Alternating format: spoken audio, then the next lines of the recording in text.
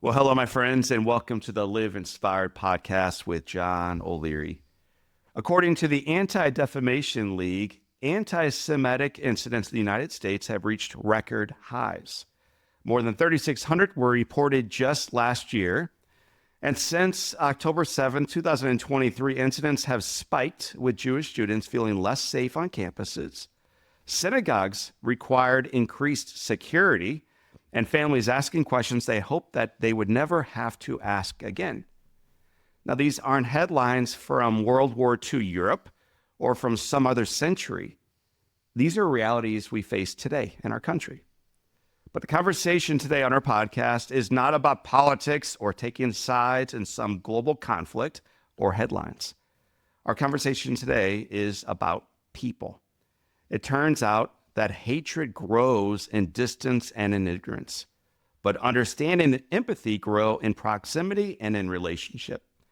When we do not know one another, fear fills that space. But when we listen, something changes. Our mission here at Live Inspired with John O'Leary has always been to positively change the world one life at a time, starting with our own. That never, ever, ever happens through shouting. It happens through courage and humility and relationship and compassion, and then most importantly, listening. Today, I'm honored to welcome guests who will be building bridges, student to student, story to story, heart to heart. You're going to love this conversation. So my friends, before I bring on our three VIP guests, two of them are students, one of them is a former student, a current teacher. My encouragement is to uncross your arms. How about that? Put away the paper that brings such certainty into your life. Open up your favorite Live Inspired journal. You'll need it today to open more wide your heart and your life to my friends. So brothers and sisters, welcome with me, won't you? My newest friends, Lauren, Abraham, Ayden, and Yehudah. Friends, welcome to Live Inspired with John O'Leary. Thank you so much for having us today. We're going to have a little roundtable conversation. We have two students with us. They're going to be brought into the classroom here in a moment, but I'm going to let their leader go first. We're going to unpack a little bit of Lauren's story, what brings her into this conversation, what informs her work. So Lauren, if you and I were to bump into each other at a local grocery store, and I said, Lauren, what do you do? How would you answer that? Oh boy, I help change the world daily, one classroom at a time. I try to make the world a better place. I am so blessed to have the job of being the director of the student-to-student program of the Newark Institute at the Jewish Community Relations Council. And this program started 30 plus years ago, before I came into the picture, with my wonderful predecessor, Batya Abramson Goldstein. She was asked to be a guest speaker in a Catholic school classroom in their world religions class. And she taught them about Judaism. And she noticed the students were listening, but she thought there's got to be a better way to do this. I think if I bring their own peers into the class with me, they will want to listen to each other. And that is exactly what our program is. I go from classroom to classroom all around the St. Louis area, and I bring amazing students like the ones you're going to meet in just a few moments.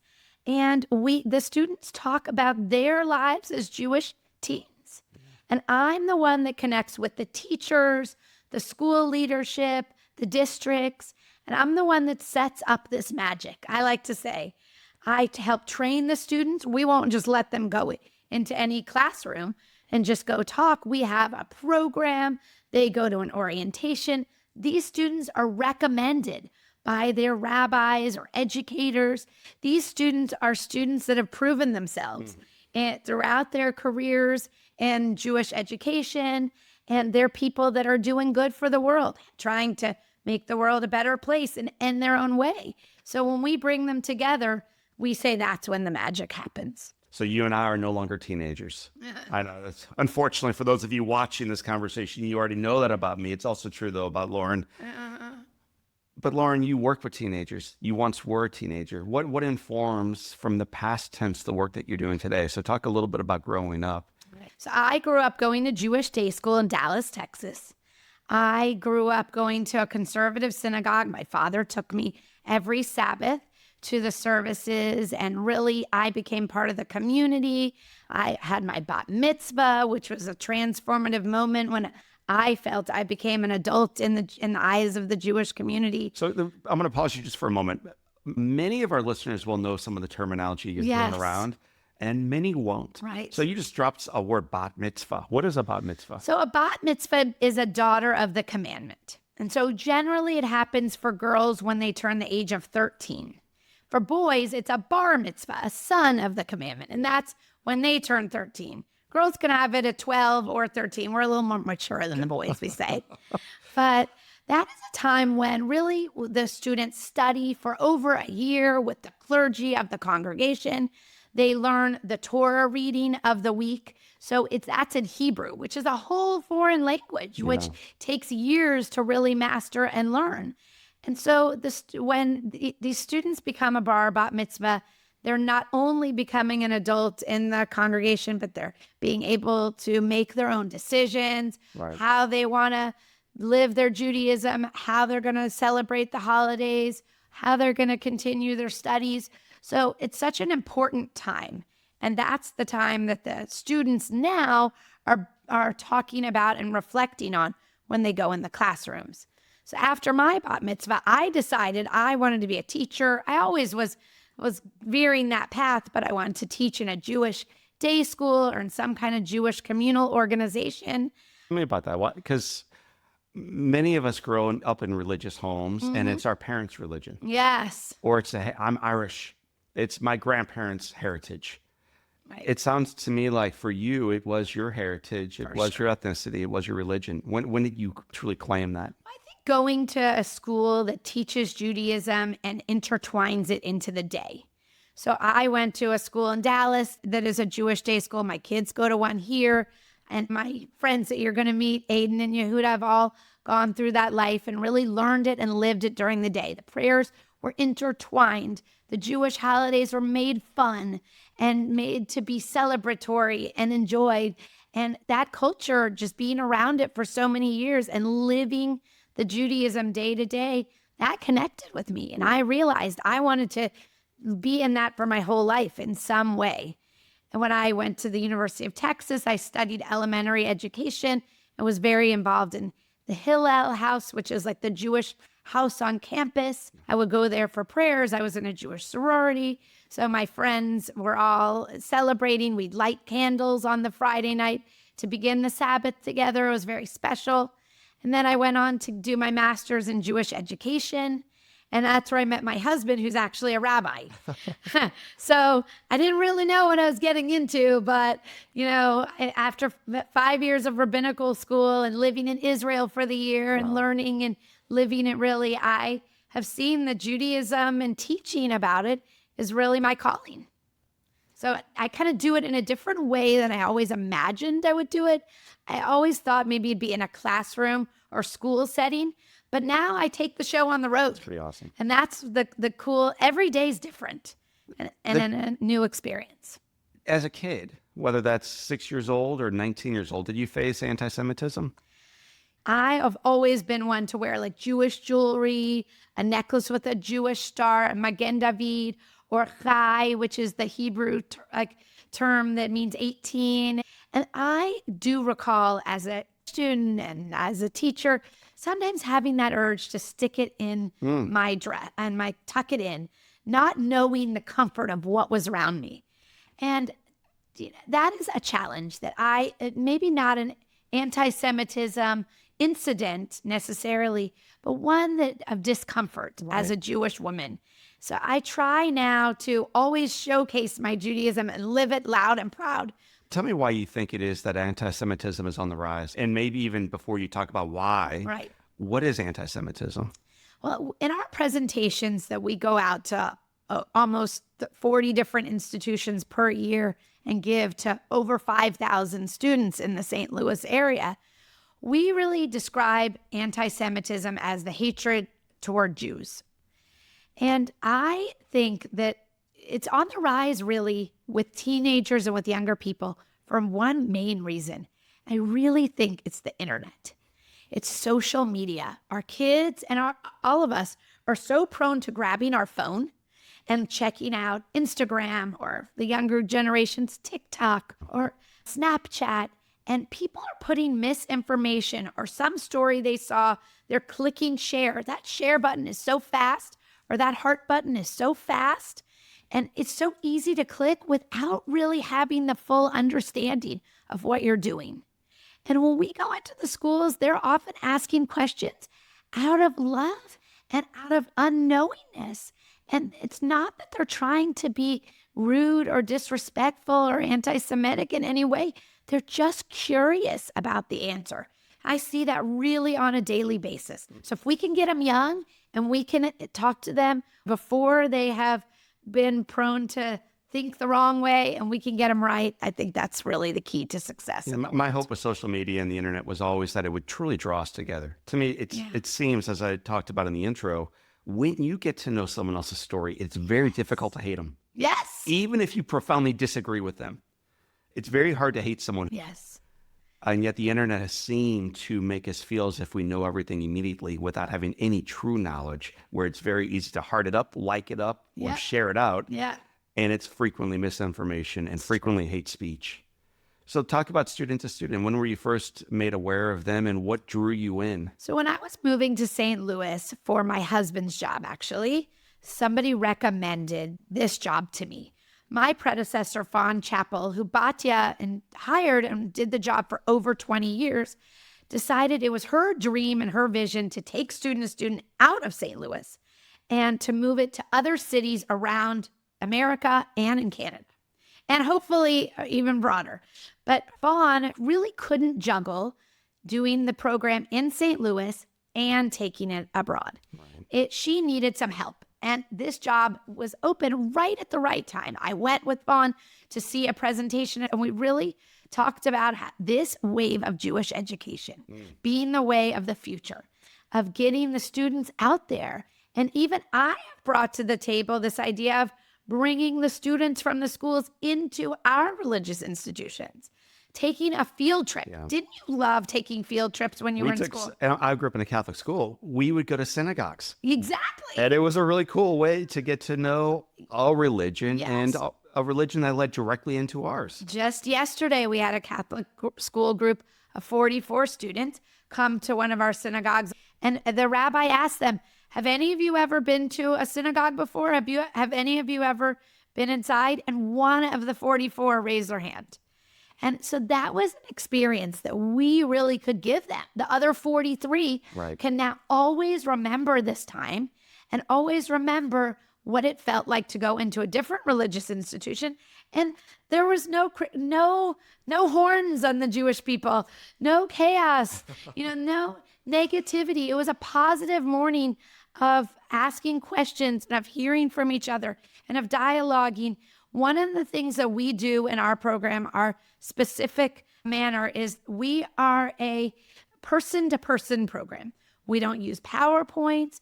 We don't use movies. We don't use any sort of, futuristic stuff. We use the down home, like you said, person-to-person talking.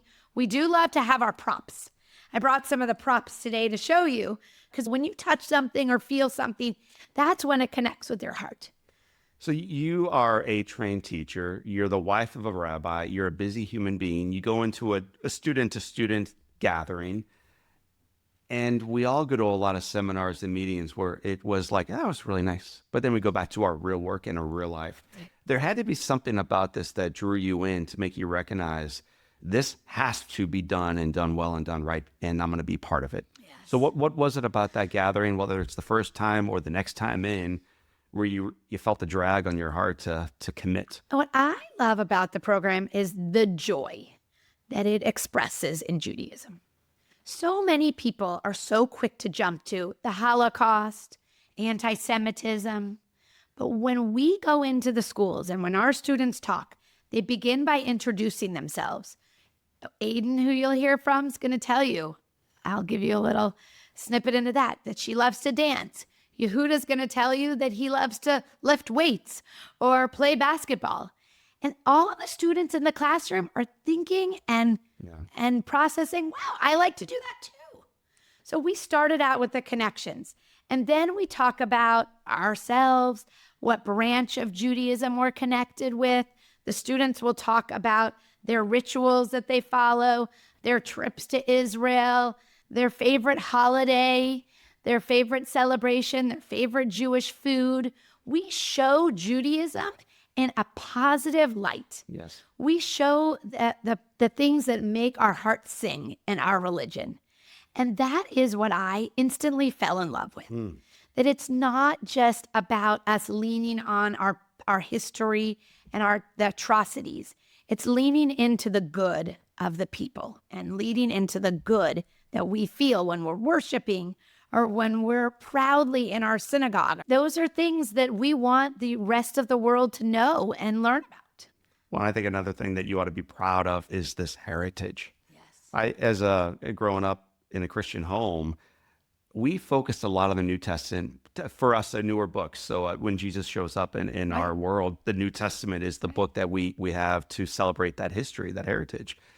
And we didn't look much at the sacred scriptures as much of the Old Testament, of your sacred scriptures. Since reading through the Bible in its entirety several times, I'm blown away at the history. Yes.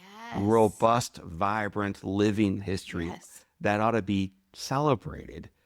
And too often, I think it's chastised. And I'm curious, in a world where you are not allowed to dislike anybody, supposedly, like we have to accept everybody always for everything.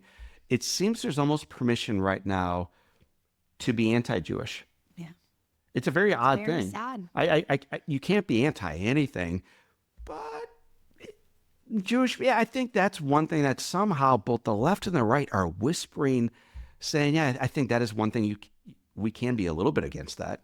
Why in the world, in a world that seems to embrace everything, is it okay to be against a group of people that have a long 3,000-year history of moving forward together? I wish I could magically snap my fingers and give you the right answer to that question. There's so many different theories and philosophies of why, and it's just, I really think it stems with the misinformation. It stems with even the teachers. A lot of the teachers that come into our program haven't been to a Jewish synagogue before or had never been to a Passover Seder. Last year, I brought 2 tables full of teachers in to come see a Passover Seder, and they all weren't Jewish. They were all celebrating for the first time. Tell us what a Passover Seder. It's our meal that we come together. I brought for each of our presentations, we take some of our, like I said, some props, but this is our sacred plate, a break-free version. I've broken a few of them. So I decided to go with the plastic, our little booklet of how we read all the words and say here's the 10 plagues. I just opened it to the 10 plagues where we feel empathetic to all the things that happened to the Egyptians, when they were trying to kill us, actually. But we want to remember all these things, these ways that God helped us. So the Passover Seder is really the meal where we all sit down together and we talk theology, we eat theology, we breathe theology together. When you say we eat theology, what does that mean? All right, so on the plate, we have specific sacred items we're supposed to eat. The hard-boiled egg for the sign of the circular idea of the circle of life. The horseradish that tastes bitter. You're supposed to cut off a little piece of bitter and put it with a little piece of sweet, which looks like the bricks that the Jewish people used to build the Egyptian pyramids. You're supposed to eat the sweet and the bitter to get a little piece together to show what's going on in the world, what you just said, the challenges of the world, yet we're going to try to survive. We are surviving and thriving and making the world better in the positive way. So we really are mandated on Passover to sit together as a family from generation to generation, to eat these things, to talk about these things, to learn about these things. So when we go into these schools, and I see my job a lot is to teach the teachers. They're the ones that are staying with the students year after year, day after day. They can be our advocates also and really share with their students all the positive things that they've gained from the Jewish religion. I'm going to bring your students on to our podcast in 19 seconds-ish, Great. but we got to fill that time for a moment with you answering one final question. Instead of speaking in broad swaths of, I just love the impact in the classroom and the opportunity of drawing people into the conversation and knowledge, is there a specific incident where you were in the back of the classroom or on the side taking pictures and you're like, I am so glad right now in this moment that I got to witness that conversation or hear that question or their response to it?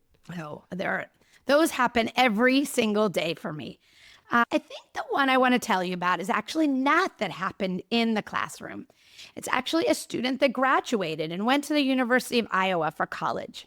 She was there in her first year and she was living in the dorm, and her roommates were asking her about why does she have to eat these things and this matzah cracker.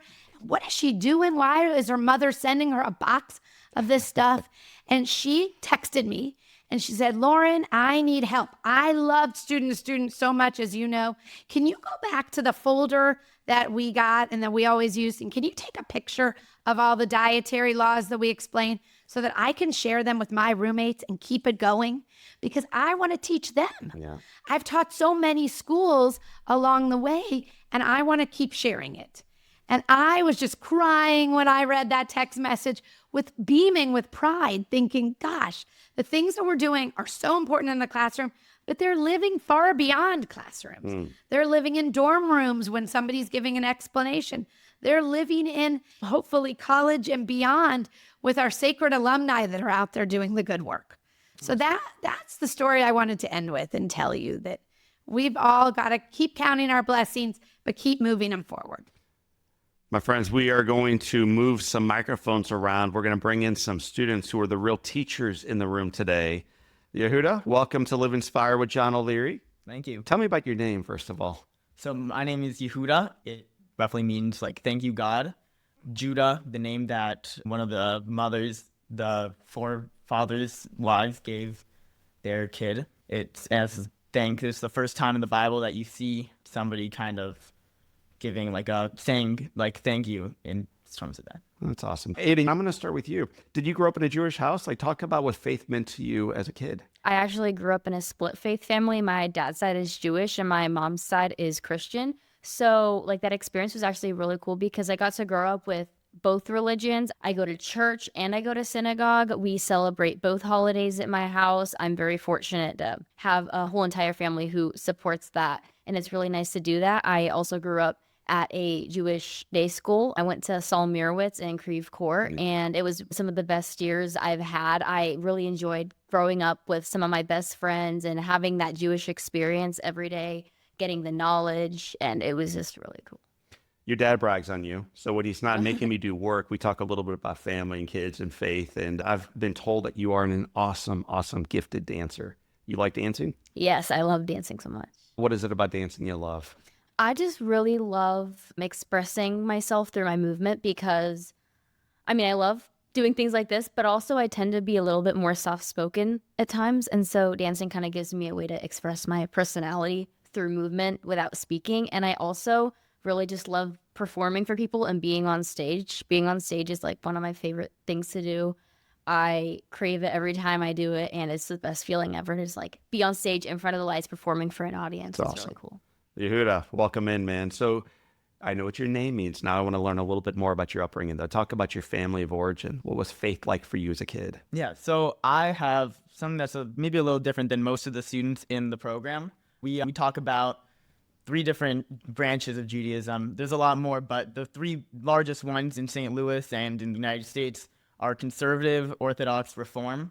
Different ways of observing it. Orthodox, so I'm an Orthodox Jew. It's conforming the most closely, adhering most closely to the laws brought down in the Torah. Yes. Whereas you'll have conservative, where it's okay, I'm going to take this upon myself to do this because it makes me feel more holy. And Reform kind of has that as well. And the conservative, I think Lauren mentioned she's conservative, not in the political sense at all. We always say that. But it's more of a religious sense. And so I'm Orthodox, and that's a very different lifestyle. So you'll see a lot of different restrictions. We're following all the holidays. We keep the Sabbath. Since you brought it up, just walk us through it now. So what does it mean to keep the Sabbath? So in Orthodox Judaism, there's 39 basic laws that you have to follow. And from that, there's a bunch of other laws. So these laws come from the work that was done in the Holy Temple. So things like lighting a fire. Since you can't light a fire, since they did that in the Holy Temple, you're not allowed to connect like a flame. You're not supposed to cook things, and you're not supposed to. There's a whole bunch of other restrictions. Yeah. So the Sabbath is a day where you're kind of taking a break from the rest of your week. It's kind of a separation. It's one of our sections that we talk about in the program. So we make a blessing, you have a meal, you have a blessing on some wine, you make a blessing on candles, on this challah, this bread that we have. Yes. You have a meal, we'll have a lot of spending time with friends, you go to synagogue, but you're not supposed to, as an Orthodox Jew, you're not allowed to, drive on the Sabbath. You're not meant to use your phone, turn on and off lights, cook things. It's a bunch of different things that make it very different feel from the rest of the week. So as a Christian, we also are supposed to keep the Sabbath. And if we do that, it means for most of us, we might go to like a 46-minute church. And yet I think both of our religions would agree, I think God expected a little bit more than 46 minutes, checking a box, and then going to soccer practice, IHOP, and then the bar later on that afternoon to watch football. In your mind, why is keeping Sabbath important? Yes, it's God's command on your life, but what is the benefit then you as part of his people in keeping the Sabbath? So why does keeping the Sabbath matter? Well, first off, of course, God said you keep the Sabbath, and I think it's great to have this sort of separation from the rest of your week, being able to reflect. The Sabbath comes because God rested on the seventh day.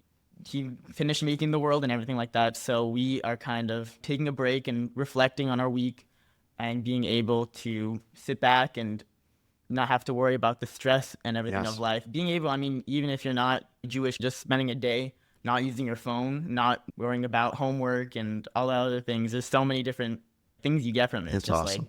Such clarity. I lived for 4.5 years in a very Jewish part of St. Louis, a very Orthodox Jewish part of St. Louis. And I loved on Saturdays watching my neighbors walking as family everywhere around our community. It was enriching just to witness this. So, Ayden, talk about student to student. What drew you in? You're dancing, you're in studies, among other things in your life. You don't need one more thing, but you signed up for it. So what was it about student to student that you were attracted to? Definitely after I graduated in 8th grade, moving to a normal public high school, I really was trying to search for ways to still be involved in my Jewish community without, having been in a Jewish school in my life. I wanted to still be involved in some way.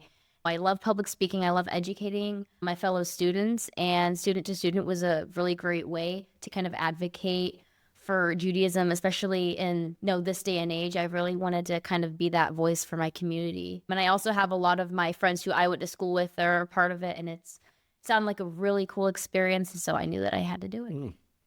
I asked Lauren earlier about anti-Semitism, so we know what it means. But for you, have you or one of your friends experienced that? Definitely, for sure. Unfortunately, I have experienced anti-Semitism in my school. My instances weren't as severe as some of my friends that I've known. I know I've heard stories of kids drawing swastikas on bathroom stalls, notebooks, you name it, and have made some pretty nasty, social media posts. For me, I've had some kids in my classes who have made some anti-Semitic artwork and have said some not so good words to me, and knowing that I was Jewish and in that class with them. So that obviously wasn't a good experience for me, but I'm fortunate to have the resources and the people that I know that I can go to. So I've never really, fortunately, felt, scared for my own safety, but that's definitely something that I look towards as I'm moving on and going to college and stuff. As you look around your community, do you think others who celebrate the Jewish faith feel concerned for their own safety?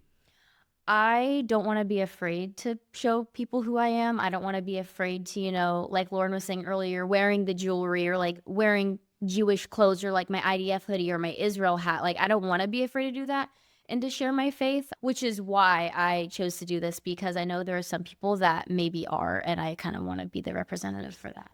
Perfect. Yehudah, what about you? Have you experienced anti-Semitism? I go to a Orthodox Jewish school, so in school you don't see as much. Right, we're very accepted amongst our peers. That's right.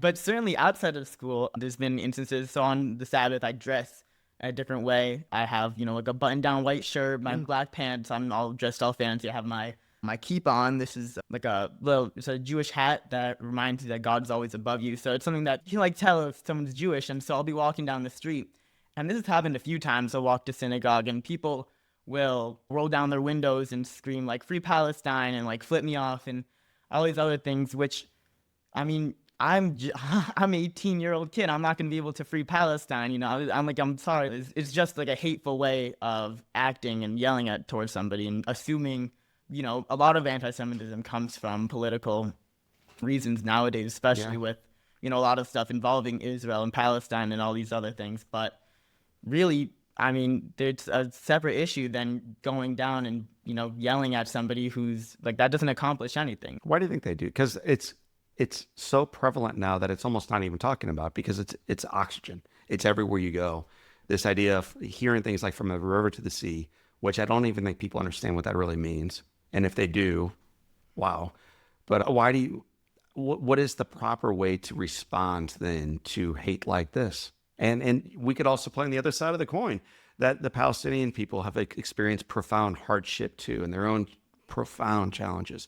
What is the proper way to bring peoples together? Because I think it's going to lead into student to student, the type of work you're doing.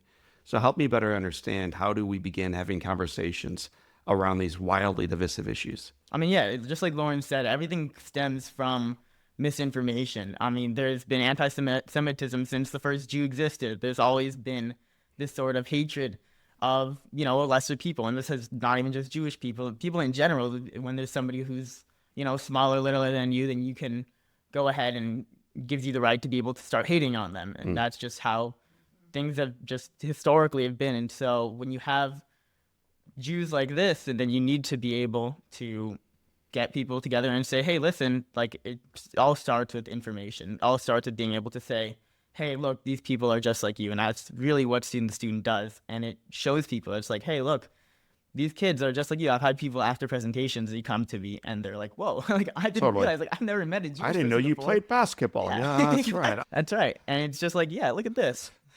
So one of the reasons when we learned about the work you and Ayden and Lauren are doing collectively that I was so drawn to it is, years ago I was watching PBS, and there was a show that was filmed in Israel between families of Muslim faith and families of Jewish faith coming together and just talking. These people who hated each other. And then they would talk, and the first conversation was not very pleasant, but they would commit to doing it again and again and again. And they filmed each of these. And by the 5th and 6th and 7th and 20th time, they were hugging goodbye. And then they were hugging hello. And it was radically changing only a couple people, but it was changing a couple people. And when I look at the world, the way you change it is not politically in office typically. It's more the ugly work of one-to-one combat. It's getting to know the heart of one person at a time and sharing yours with them, which is, I think, what both of you are doing in the classroom. I have had the honor of speaking 2,800 times, which is a lot. Big stages all around the world, and I am most nervous in front of two audiences: prisoners and high school students. And maybe not even in that order. And I'm not saying this to be funny. There's something about walking into a prison that is intimidating for me. A fully baked man at this point in my life and pretty confident in our work. And there's something very anxiety riddled about walking into a group of teenagers. I think they smell bull from a mile away. And so you better speak truth quickly. What prepares you to walk into a group of kids who do not know you and share a little bit of your heart with them? So I'll start with Ayden. Ayden, what gives you the courage to walk into a group of strangers and share a little bit of your faith? I have never really been nervous to kind of speak in public generally, even with kids my own age. Obviously, it can sometimes be a little bit nerve-wracking just, because especially this is something I'm fairly new to, Right. Starting this program this year. But yeah, I just kind of think back to, if I do ever get nervous, to think back to my purpose and why I'm doing it. And What is your purpose? Why are you doing this? I want to be an advocate. I want to educate on not just anti-Semitism, but just what Judaism is, because I think a lot of the focus now is on anti-Semitism, the Holocaust, October 7th. But a lot of people don't really know much about the actual religion of Judaism or the heritage of Judaism. And so I think it's really cool to be able to not only go into schools and talk about the anti-Semitism part, but just to tell people about Judaism, which is really cool. It's so important to hear that. You'll never fix what's wrong by talking about what's wrong.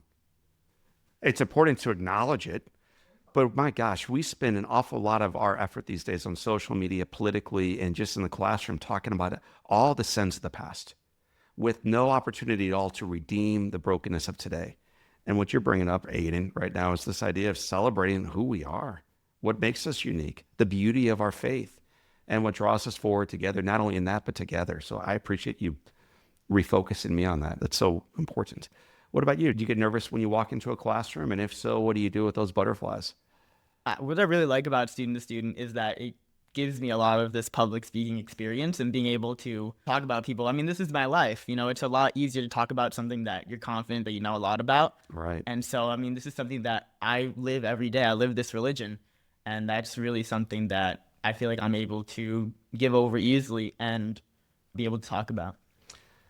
60 minutes or so in a classroom. That is, if like dog years, it's like one dog year is like 7. 60 minutes in a classroom of high school students is 14 hours for normal time. So it's a lot of time to be in front of your peers. What's the path that you use to guide them into a meaningful conversation? So walk me through your agenda, your steps when you're in front of classmates. Yeah, so we have kind of an outline that we follow every presentation. And so we introduce ourselves and then we kind of go through each kind of category and it's like what we have on our outline. But then we also open it up to a lot of questions. And that's where we really get into the meaningful conversations. That's one of my favorite parts of the presentations actually is hearing all the questions that come from students. Like there's such a wide variety of questions. Let's just do that, man. So right now, because I agree. My job when I'm in front of kids is to share my heart quickly and authentically so that they can raise their hands and ask and share. So you share your heart, you share a little bit of your faith, and then you say, any questions? Yeah. What are some questions that you've heard that have been moving, that have just been, oh, that's a great one?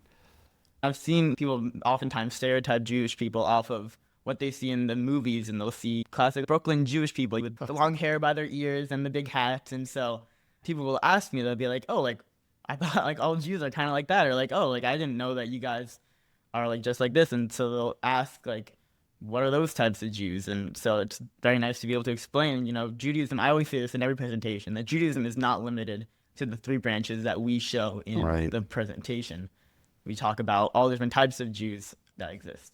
For me, I say the ones that really move me specifically are any types of questions where kids are kind of trying to connect back to whatever their religion is, because I think it's really cool to see the curiosity coming from the students being like, oh, this is my religion, but like, how does it transfer to Judaism? And just to see that they care and are curious is really, really nice to see. One of the things I've also noticed, whether they're adults or they're students, is sometimes people sit with their arms crossed. They don't want to be in the classroom and they don't want you to be in front of them. Do you have any ideas or techniques that you utilize to help them uncross those arms a little bit and lean forward and open up their hearts? My favorite part of the program is at the very beginning. Towards the first section of the program, after we introduce ourselves, we talk about the Jewish life cycle. So we talk about bar bat mitzvah, we talk about how Jewish boys get like a circumcision, and we talk about the wedding. And that really, I feel like, breaks the ice. We say, okay, who wants to get married? And so people raise their hands and we have a little wedding. I bring my talis. It's like a Jewish garment that will be used sometimes as like a chuppah. That's the canopy that Jewish couples will stand under when they get married. It symbolizes the house that they're going to build together. Right. And so we have people come up and they stand there and they say, okay, do you take this person to be your husband, wife, and all that stuff? And it really, people always laugh. That's and afterwards say Mazel Tov, and it kind of really brings people into What does Mazel Tov mean? Mazel Tov, it means congratulations. And so we teach everybody to say, oh, Mazel Tov, and then we talk about, you know, more things about the Jewish life cycle and the wedding ceremony, and it kind of really breaks the ice. I'm assuming in every classroom there's folks that still don't want to be there, and they make it their mission to derail you, to ask you questions that are maybe too hard or purposefully almost mocking you. Have you ever experienced that? Sometimes the teachers will get really into it and they'll say, oh, I've never like spoken to like an Orthodox Jew before. And they'll, not in like a mean way, not to like, you know, ask any like be rude to me, but because they're so interested, they say, hey, hold on a second, and they'll ask like more philosophical questions about like belief in all these other things, and to which I say, ask a rabbi. Right. Above my pay grade. I'm 18. I like playing basketball. Perfect. What about you, Ayden? Yeah, so first I just take a look at how I'm speaking because naturally, I think, oh, presentation, I'm going to be like, hi, my name is Ayden. I'm going to give you a presentation. But like, I think focusing on the way we're speaking, because I think if we're more conversational and more like a, student to student, then I think that will open them up a lot more. And one thing that we also do that I also enjoy is when we get into the kashrut and kosher section, we kind of ask them, has anyone had kosher food? And most of the time, nobody will raise their hand, maybe like one or two people.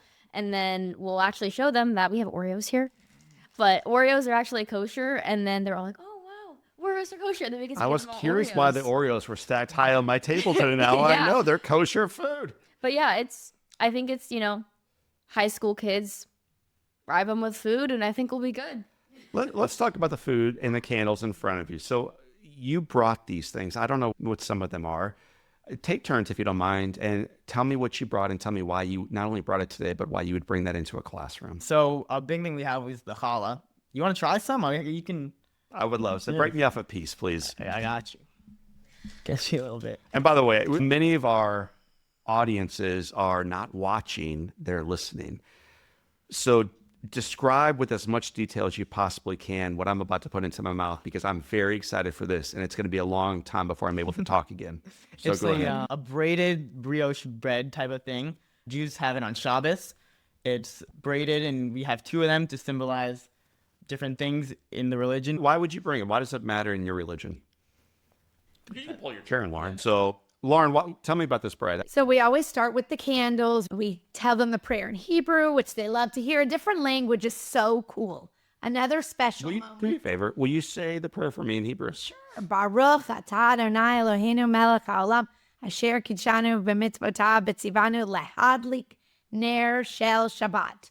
Blessed are you, Lord our God, King of the universe, who has sanctified us to kindle the lights of the Sabbath. Wow, that's beautiful. So that's how we begin at sundown Friday night, and my family comes in. We have like a room and a space that we light our candles. Some people do it at the table. So, and then we have a cup that we fill with grape juice or wine, and we say the prayer over the fruit of the vine. That we thank God for having that. Baruch atah Adonai Eloheinu melech haolam asher kidshanu b'mitzvotav b'tzivanu borei pri hagafen. And then Tell me what that means. thank you, God, for blessed are you, Lord our God, King of the universe, who has sanctified us to enjoy the fruits of the vine. And then a cool thing that we often teach in the classrooms is at the end of the prayer, we say Amen, which means I agree. They know amen usually. Yeah. We say in the Hebrew Amen. And then we always bring a challah bread. Sometimes it's from Schnucks or Trader Joe's. And a lot of times I make it. For our non-St. Louis listeners, Schnucks is like a big grocery chain that we love here in St. Louis. Yes. The Schnucks family are friends of ours, and Terry's a dear friend. So that's Yes. sometimes where you get the bread, other times you make it. Exactly. So we say that the bread on the Sabbath is like the sustenance that sustains us. As Yehudah told you, we don't do any work on the Sabbath. So we have to make all of our food and prepare it on Friday. And God gave us a double portion on Friday so that we would have food for the Sabbath. That's awesome. So what we say, the sort of fable is that we keep the bread covered.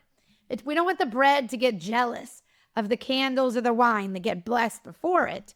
So we take off the challah cover. Many of the covers say Hebrew words or have fancy writing. I use a napkin for today's purposes. And the bread is like we said, a brioche bread with egg. It's a key ingredient. It's braided to take the idea of the holy and the mundane. Yeah. The idea of the sacredness Oh, it's so good. of the Sabbath. Talk more about that, the holy and the mundane. Right. So we want to weave the traditions of our forefathers and foremothers and bring them into what we're doing today. We know that keeping the Sabbath is really tough. Yehudah likes basketball. It's hard for him to miss the basketball games on Sabbath, but he's going to be in synagogue then, and he knows that. And so we try to make our food kind of represent that. There's the pull and the push. Yeah. There's actually like the basics of braiding the hair. This is a 3-strand braid. I personally like to add sweetness and savoriness.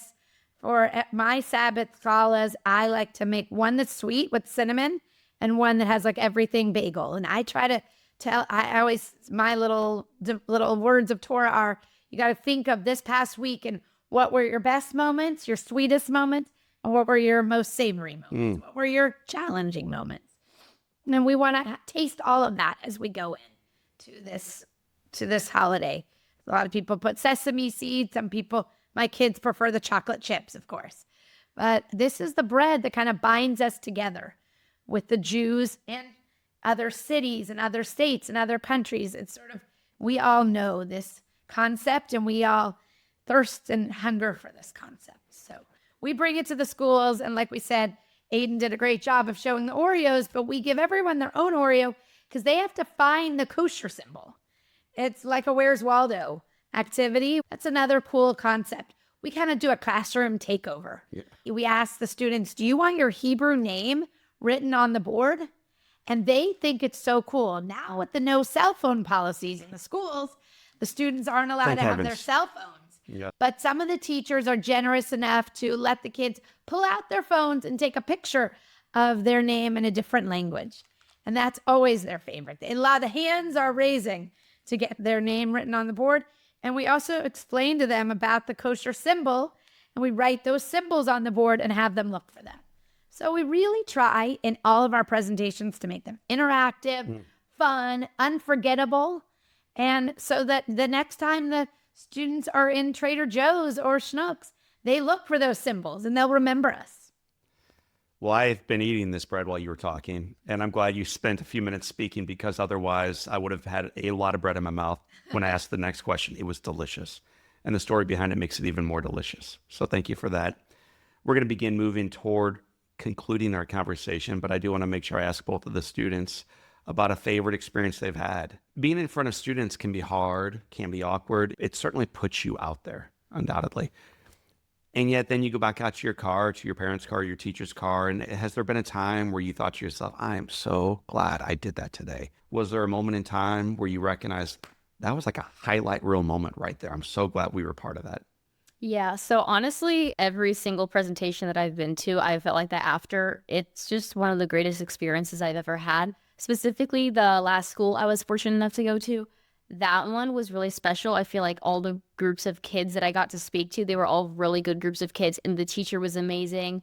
The questions that we were asked were amazing questions, were really insightful, and I felt seen, and it was really nice to kind of be able to talk about my life and for my peers to talk about their lives with a group of people that were really interested.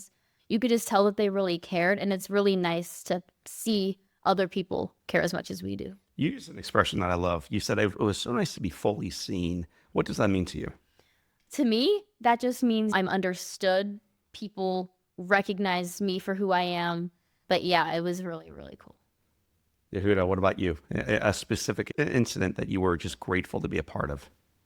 Something that I really enjoy about the program is being able to learn from other people. I think that that's something that's really cool for me, be able to go to the other schools, going from this really small private Jewish school, not really having much exposure to, other types of conservative Reform Jews, and as well as non-Jewish people. One specific instance I can remember is at SLU High, they have, for I think it was a minute or 2 minutes every day, they have like a period of silence where everybody takes a break and they stop doing anything. They sound like a little thing through the speakers, and everybody just went silent. Nobody was, talking, running around, anything like that. Right. And it's kind of like our Jewish Sabbath, taking a break from the rest of the busy world. So something that's really meaningful is being able to learn from other people and see what other people's cultures are like. And I think that's super important in all regards. Everybody should be learning about other people and other differences and what makes people special. A whole bunch of our listeners are older than 17 or 18.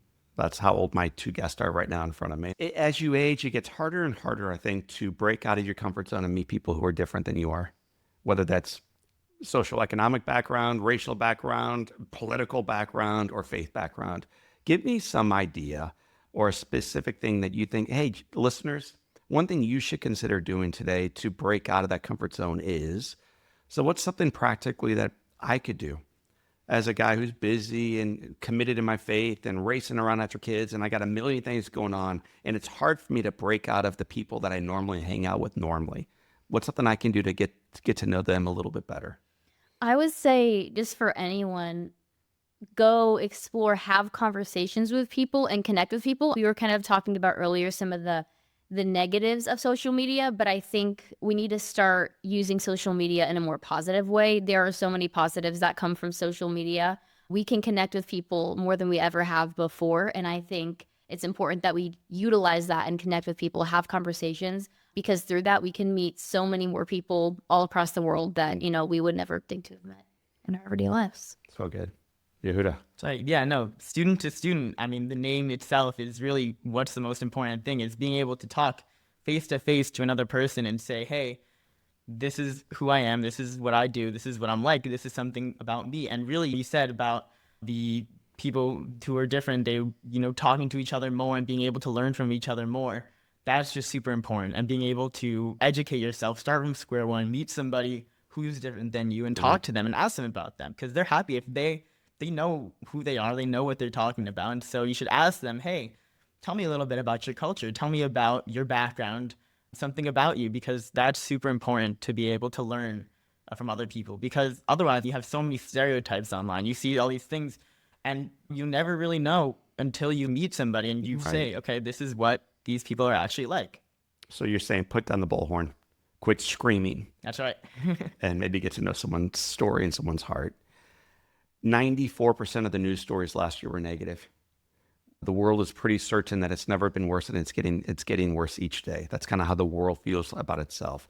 You are these young leaders. You are about to launch off to school next year, college, and you're a year behind that, Ms. Ayden. Are you optimistic or are you pessimistic as you look forward, and why? I'm definitely optimistic. I think that our generation, I feel like we have a lot of strong leaders. I know a lot of strong leaders that I'm close friends with that are a part of this program specifically, but more than just in the St. Louis area, this program, I think all across the world, we have a lot of young teens who are starting to kind of step out of that box and really become a voice. And so I do have hope for the future that, we can come out of this for sure. Yeah, I think it's like what Lauren said about the student that reached out to her outside. I think taking student to student outside of high school, outside of that, and to, really represent Jewish people. I think that that's something that's very important and honestly a little scary with the presentations, is being the representative of this is what Jewish people are like. So going in this store and acting like a good person and, being a good person, and people see that and they say, okay, look at this. Like, this is what Jewish people are like. And you have that positive association and getting to meet people and being able to know and teach people about my culture and my religion and what I do, really, I feel like it's going to make a difference in the world. I just want to remind everybody as they're listening to this conversation, you're listening to the voices of a 17-year-old and an 18-year-old, just dropping truth bombs and wisdom into the business of our days. So I'm grateful for both of your lives and your optimism. I agree with you. But it also may require great leaders and humble servants to fight for it. So thank you for being on the front line of that. You may or may not know, but we've been doing this Live Inspired podcast with John O'Leary for 7 years now. We've had guests from all over the world, and we wrap up every conversation with 7 questions. So I'm going to be asking all 3 of my friends today. Lauren, don't hide. Okay. Push the bread away. I know you're eyeing it right now, but no, get it out. Get it away from you real quick. We'll start with Ayden, and we'll keep this order all the way through. So Ayden, what's been the most impactful book you've ever read? Oh, wow. I've read a lot of books in my life. I think Night by Elie Wiesel was definitely, it was one of the best books I've ever read in my whole entire life. We were fortunate enough in my pre-AP English class, my freshman year, we read that as a class and we do a whole unit and we focus on the Holocaust. And I never gotten to read that book before, but getting to do that in class and not only, learning about it in school, but sharing and knowing that I, have a personal connection to it being Jewish, it was definitely. Who is Elie Wiesel? He was a Holocaust survivor, and he wrote a book about, him and his family's experiences through the Holocaust, and hearing those firsthand accounts of what actually went down in that whole journey from before the Holocaust to then being sent to the camps to then coming out of it was really impactful for me. What blows me away, not only about Ellie's story, but about where we are in the world, is we think that we would be the ones who hide Anne Frank. We all think that. We all are certain that, of course, we would use our attic space for that. And then the reality is really when they knock on your door, you're going to say, come on up. And if they find you, they not only take you, but they take my family. History repeats itself. And I think why your work matters so much is we are fools to think that it can't happen again. So Ellie's story is shocking. And your work is important. That's what I would say. Lauren, what's been an impactful book in your life? One of my mentors, this book that I just read of hers, People Love Dead Jews by Dara Horn. And she's a Jewish educator, well-known, someone that inspires my work. But Dara goes under this idea that we're so prone, like I said, to talk about the Holocaust and to think about the negatives. But we need to step forward and focus on what builds our religion, Right. and each of us, what builds our own religion, not necessarily only the challenges of it, but what we can put our positive foot forward on. Okay. So very inspiring. Yehudah. I'm not too big into reading, but a book that I really like is I Like to Kill a Mockingbird a lot. Read that in school a few years ago, and the lessons from it are very important. How people can be very quick to make assumptions on people and accuse people of things when I feel like that's something that really speaks to me, and Right. something that, it's very important not to, generalize and say, okay, this person has to be bad because they're different than me. Right on. So question number 2, what's one positive characteristic or one beautiful trait you possessed as a young boy, like 9 years old, that you wish you exhibited as brilliantly today as an 18-year-old? I'd say I have a lot more confidence when I was younger. I would just say whatever came to my mind. And I feel like that's something that is really useful, being able to just quickly act and do whatever and act on the impulse kind of way, and hopefully in the good ways and the bad ways. Totally. But to have the confidence to be able to talk to people and say whatever I want. Sometimes I feel a little balled up. I'm more worried about what people are going to think of me and what I'm going to say and stuff like that. But it's important to go out and be confident. That's awesome. It's Lauren. When I was in high school, I won like an award about having a big personality. And I say, Shocking, Lauren. Yeah, shocking, right? I'm very shy. And so I say that today I try to keep that with me and use my personality. But when I'm in these presentations, I take a back seat. Yeah. And I try to get the students ready Yeah. and as armed as possible. On the car ride here, we were talking, or always talking, or beforehand, I'll text them hints and ideas. Or in our first semester, we do a Zoom meeting before each presentation to get ready. And I'll share, okay, this teacher likes to do these particular things. I want you to be ready for that. So I try to use my personality in a different way to help others. When we booked this time, one of the cool things about you is you wrote back and you said, I'm so excited to do this, but please be aware the best part is not me, it's the student. And for someone to recognize that, in particular when they have a big personality, the beauty of taking the back seat, it's powerful. Thank you. Ayden. Yeah, when I was little, I had zero inhibitions. I did not care. I just did me. Yeah, I have a lot of great funny videos of me. And now I look back and I'm like, what was I doing? I thought I was just being normal. I thought I was so cool, whatever. But I think every day I kind of try to take a little bit of that little me into the rest of my life. So question 3 is, if your home caught fire and dad and your family and the animals were out safely, you have an opportunity of running back in and getting one thing that matters to you. What's that one thing you would grab? I would probably grab my favorite stuffed animal, Choco. I don't even remember when I got it, but it's been with me for forever. I sleep with it every night, and I'm not ashamed of that. Thank you. Lauren. I would take my sterling silver giant Shabbat candles that were my mother's, who unfortunately she passed away from multiple myeloma cancer, but that was her gift to me. Wow. And I would grab those 2 beautiful candles and take them wherever I could settle next. That's beautiful. I like playing guitar a lot. I really like being able to do that. I feel like, my house is on fire. might as well be able to play guitar while I wait for the house to get built back or something like that. Get a solo vibe, but get my guitar from upstairs. All three are great answers. If you could sit on a bench on a perfect day and you could have a long conversation with anyone living or deceased, who would you like to be next to, Yehudah? Probably like a president, like a leader of like a country of some sort. I'm not really sure where. Not really a specific person, but being able to talk to somebody who's in such a large leadership position. And it's honestly, it's so crazy to be able to live that life and have everything you say, like people are going to care about and make some sort of, whether good Judgment. or bad, Totally some sort right. of judgment. They amplify it And all. being able to live with that is like such a heavy thing, and so interesting, like how these people in like large leadership positions like are able to, you know, sort of live with that kind of power. I'm going to force you to pick one person to put on that bench next to you. So who's that one leader that you want next to you? Barack Obama. Perfect. He's cool. So it's Obama hanging out with you on a gorgeous day. I love it. What about you, Miss Lauren? One person. Oh my gosh. I have a few different answers, but you're not going to like any of them because there are blocks of people. You have room for two. So you have two arms. Okay, I'll do that.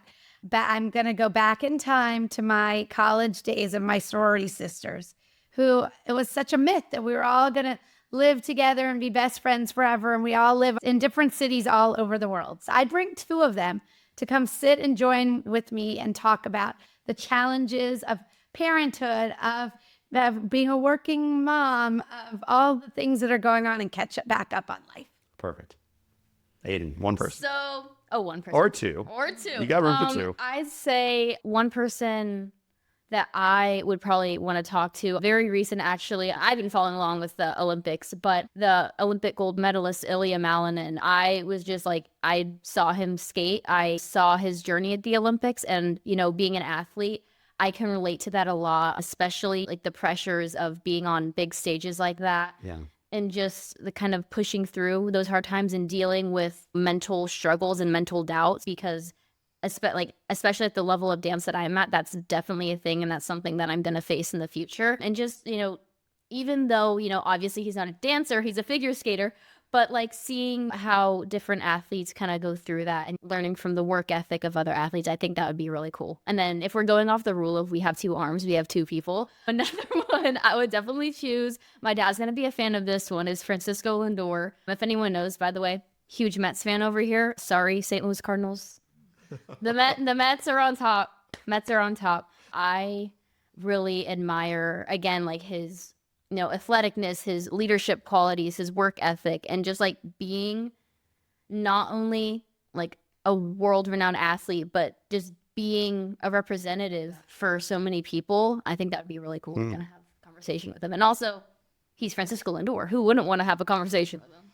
Perfect. What's the best advice Francisco or Iliad or anyone else ever gave you? So the best advice you've ever received is? I'd say some of the best advice I've ever received is you're on your own journey. You're on your own time. You know, you don't have to worry about where you are compared to someone else. Like, take your time. Your journey is specifically yours. Focus on bettering yourself instead of getting worried about, oh, this person's doing this. Am I not doing the right thing? But focusing on your journey and, you know, realizing that everything happens for a reason, and the things that will happen will happen. Okay. Well said. Get out there and volunteer. That was the best advice somebody said. If you're moving to a new community, or your child's joining a new school, or you're involved somewhere different, get out there. Put yourself out. Right. Serve your community, for sure. My dad, he always tells me that. So I'll tell you a little story. I make the cholent every week at my synagogue. It's a traditional Jewish stew. It's really good. It's like beans and meat and potatoes.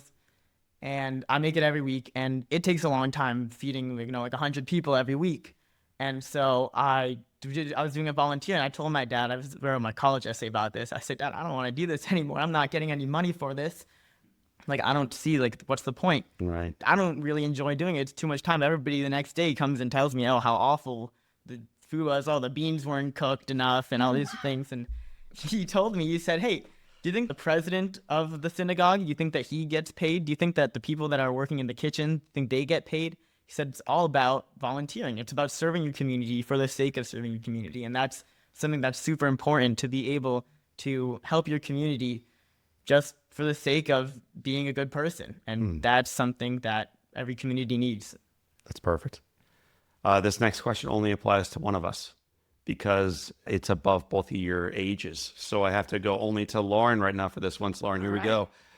What advice would you give yourself at age 20? So you look back at that sorority girl and all those girls around her and the dreams you were casting for your future and how you felt about yourself. What advice did she need to hear? I think be patient. Similar to Ayden's. I just learned this really cool fact that people change jobs 7 times. That is like the national average. Yeah. And we all go in with hopes and dreams of doing one thing forever, and this is what I want to be. But be patient and know that things are going to ebb and flow. It may not all be like you planned. Yeah, that's for sure. So the final, you've run the gauntlet. Okay, so I know you were very nervous about this interview. You've almost made it. Only one question remaining. We'll start with Ayden. It's been said that all great people can have their lives summed up in one sentence. You're only 17, but how would you like that one sentence to read? Oh, wow. That's a hard question. I don't really know if I have a specific sentence or way that I would want it to be, but I would just want it to be centered around being a leader, a good example, a good personality, like serving the community and just being a good person all around. I think that's ultimately what I want to be. I think that's one sentence where you were a good person and you served the community all around you. Not only your community, but the community is a pretty cool one sentence. Miss Lauren, what's yours? Life is going to be hard. Rise above. That's a strong epitaph. Life was hard in her journey. She rose above. Yehudah. I think just be kind. I think that's the most important thing, that people, you just have to be kind. You have to be kind to everybody, no matter who they are, what they're like. It's important. Yehudah was kind, not only when he made stew for people who are frequently ungrateful for the stew he made, but for the way he showed up each day in his life. And I'm grateful for that. So is our listening audience. I want to thank you all for teaching us about our collective humanity, not just your faith, but about our hearts. It's Student to Student. It's a powerful program. Where can people learn more about this nationally? So the Jewish Federation of North America has now taken Student to Student, started here in St. Louis, like I said, to 40 different cities and 2 in Canada. So they can go to the JFNA website to learn about it in their city. I encourage people to get involved. We always need volunteers. I have volunteer drivers and advisors and, of course, funders.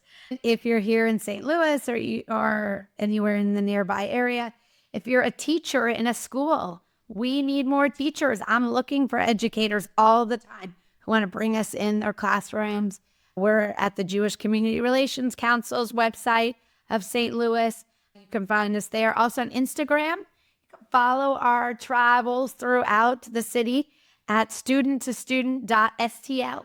We'd love for you to see the pictures and then the work that we do. And that is another way that we get our message across.